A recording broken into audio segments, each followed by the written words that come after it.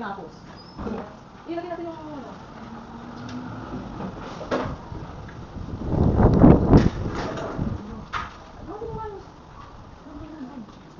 Buti pag tingnan mo mahuhulog ba? Sa kabila mo. Aligtad mo.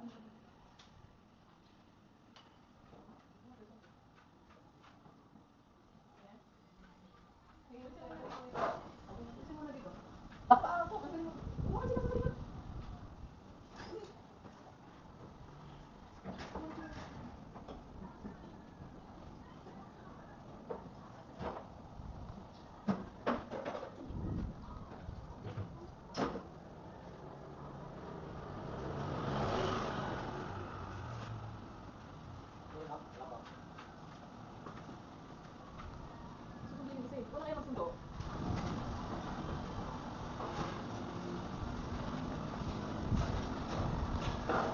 Igutin mo ah. Wala, hindi ko pa rin ako. Hindi mo tinapos. Hindi mo tinapos. Sino ko lalaki kasama dito sa bahay?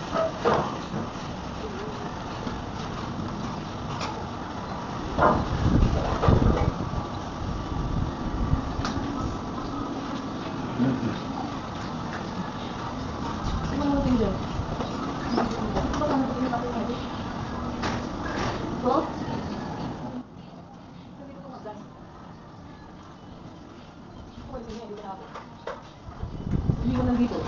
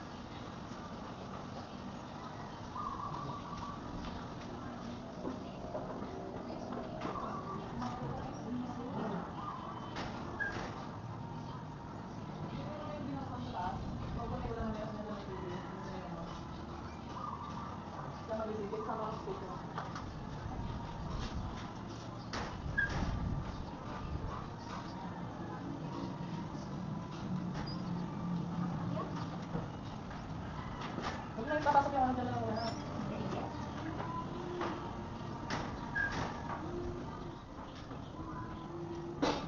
May kasya naman yata. Pag pinasok mo kasya naman ano.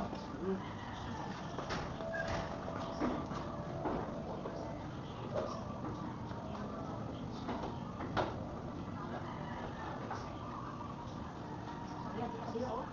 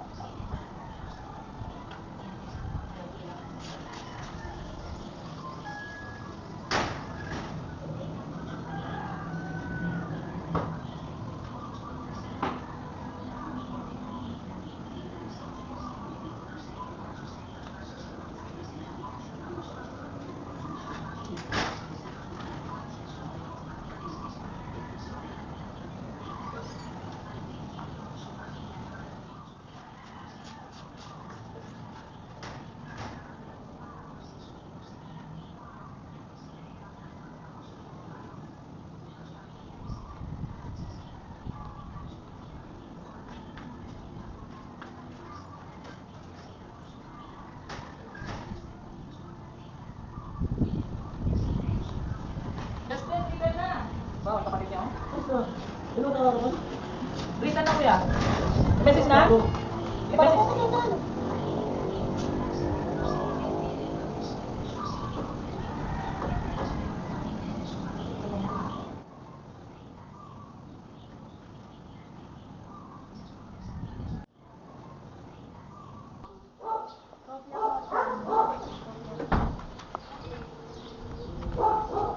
Ate Cynthia, meron ako.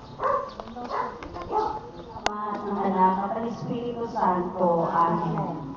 Mga kapatid, sinabi ni Jesus, kung ibig ninyo ang sumunod sa akin, limutin niya ang ukol sa kanyang sarili, pasanin ang kanyang krus at sumunod sa akin.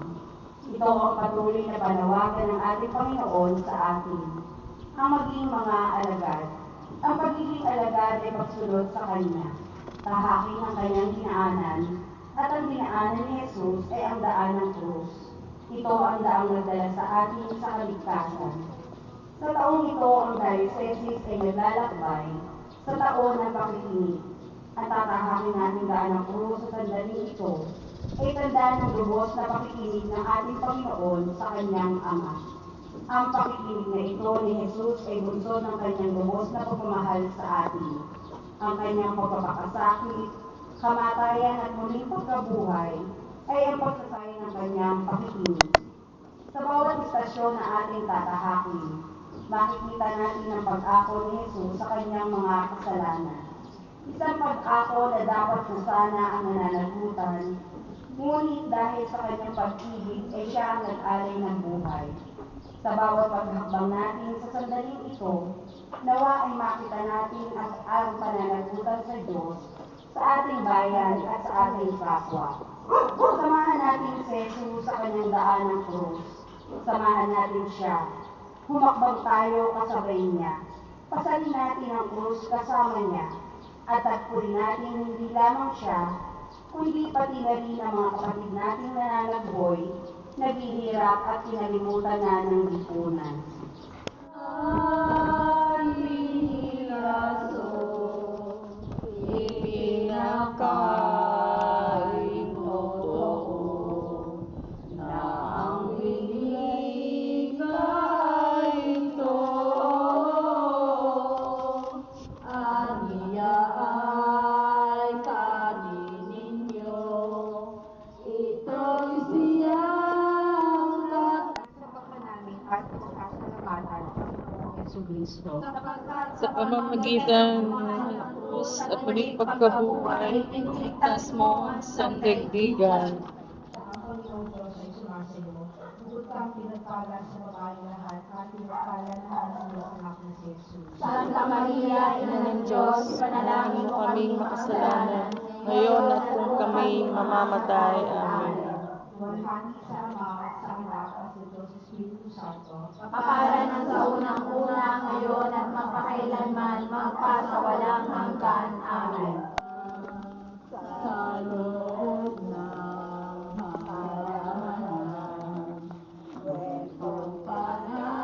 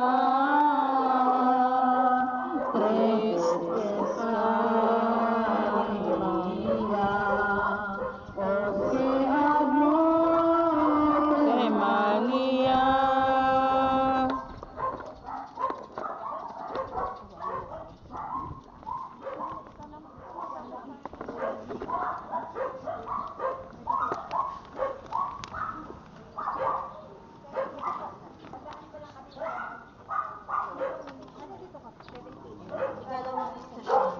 Magdadala ng ating sa halaman. Sinasampakan namin at pinasasalamatan ang Panginoong Jesucristo. Sapagkat sa pamamagitan ng iyong mahal na krus at muling pagkabuhay, iniligtas mo ang sandaigdigan. Umalis si Jesus at nagtungo sa bundok ng mga ulod at sumama ang mga alagad. Pagdating doon ay sinabi niya sa kanila, manalangin kayo nang hindi kayo madaig ng tukso. Namayong siya sa kanila ng may isang bukol ng bato. Saka tumuhod at nanalangin. Ama, ika niya, kung maaari ilayo mo sa akin ang kanis na ito. Ngayong may hindi ang kalooban ko ang masunod, kundi ang kalooban mo.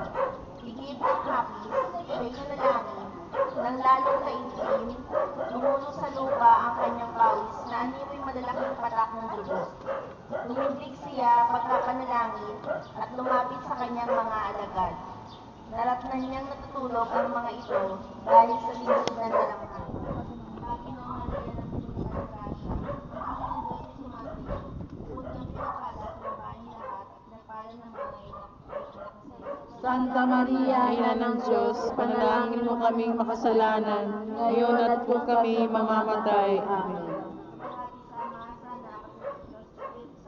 kapara na sa unang-una, ngayon at magpakailanman, magpasawalang hanggan. Atawad. Doon sa taksil na tao, tulong bayan ng o Diyos,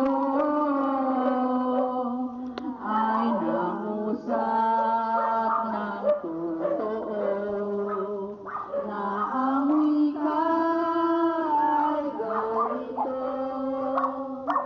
anik ay pas na lughang, ay ang iyang tampalasan. Di mo gagana pakinggan, itong lahat Na inaysay, kawan mong kapalaluan.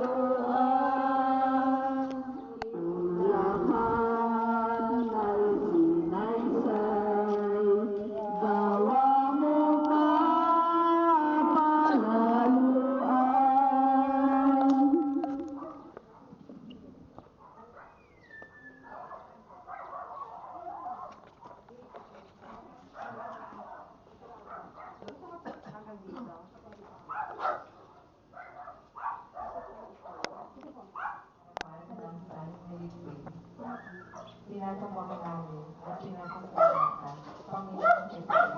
Sapagkat sa pamamagitan ng iyong mahal na krus at muling pagkabuhay, iniligtas mo ang sandaigdigan.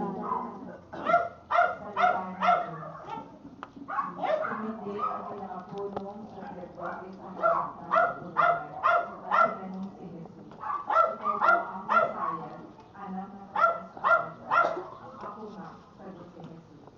At makikita niyo ang pinakamatakot na nakaupo sa kanan ng makapangyarihan sa lahat. At makikita niyo ang siya'y dumarating, na nasa kaayapaan lang, binasag ng pinakapunong sacerdote ang sarili na suutan at sinabi, hindi na natin kailangan ng mga saksi. Kayo na ang nakarinig ng kanyang karapastakang sa Diyos. Ano ang pasyon mo? Ang katuliran at kamatayan. Kinaumagahan, nagpulong agad ang mga punong sacerdote, ang matatanda ng bayan, ang mga eskriba, at iba pang bumubuo ng sarili. Ipinagapos sila si Jesus at dinalang kay Pilato.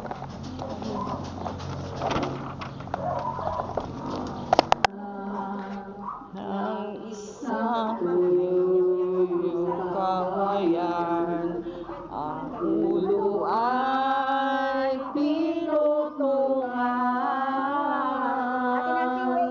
ng ligtas lumaligaw. Sila ay hari-harian, ano pa at inuulol itong ating Panginoon. ng mga Hudyong buhok sa kababatiin niyo, Aberes Udaboro. Ikaapat na estasyon, ang pagpuputong ng koronang tinik. Sinasampakan namin at inasasalamatan ng Panginoong Jesucristo. Sapagkat sa pamamagitan ng iyong mahal na krus at muling pagkabuhay, iniligtas mo ang sandaigdigan. Salita ng Diyos. Sinabi sa kanila ni Pilato, Kung gayon, ano ang gagawin ko kay Jesus na tinatawag na Kristo? Sumagot ang lahat, ipa ako sa krus. Bakit? Anong masama ang ginawa niya? Tanong ni Pilato. Ngunit lalo pa nilang sinisigaw, ipa ako sa krus. Niyong krus na pinasan, labing limang talampatan, at 7 naman ang bilang ng paripa at pahalang. Krus na yaon ay mabigat, labis na nakakaapat, lumulubog sa balikat, at lalo pang nakaragdag ang sala ng taong lahat. Ikalimang estasyon ay simula ng mabigat na paglalakbay ng Panginoon, pasan ng krus patungo sa Kalbaryo. Hindi ito katarungan danasin ng Panginoon sapagkat wala siyang kasalanan. Ngunit buong puso niyang niyakap ang krus upang ipahayag, ay hayag na sa sanlibutan ang kaldumal na bunga ng kasalanan. Sinasad niya ang krus hindi bilang karusa, kundi bilang tanda ng kanyang pananagutan. Pinaninindigan niya ang isang pag-ibig na handang mag-alis ng sarili para sa ating kaligtasan. Tayo ba tulad ni Jesus ay handang akunin ang ating mga pananagutan? Na pinapasan ni Jesus ay agad na pasong-paso Sa lupa malabog ang mukha kalunos. kung itindig niya man nanginginig ang katawan at halos di makayanan sa di kawas ay napagal lumuhod na tanaw-tanaw.